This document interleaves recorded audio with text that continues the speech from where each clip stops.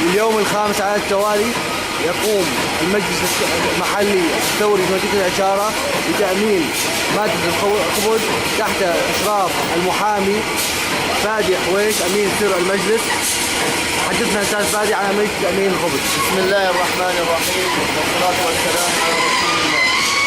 قام المجلس المدني الثوري بتأمين مادة الطحين لليوم الخامس على التوالي، وذلك بفضل الجهود المبذولة من قبل الجمعيات الخيرية التي قامت بتقديمها لنا بعد أن قام النظام بقطع هذه المادة عن البلدة لفترة طويلة، وأصبحت مادة صعبة المنال وسلعة ثمينة.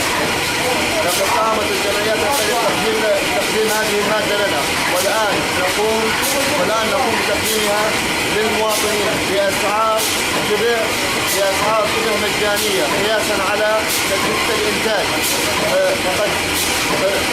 فقد قمنا بتقديم 3500 رطة إلى 4000 رطة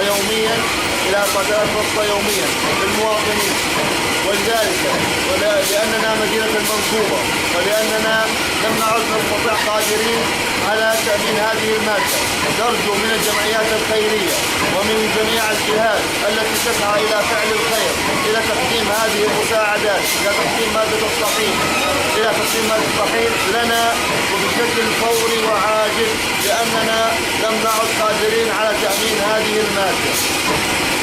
شكرا لك أستاذ فادي. لمدة تقارب 15 يوما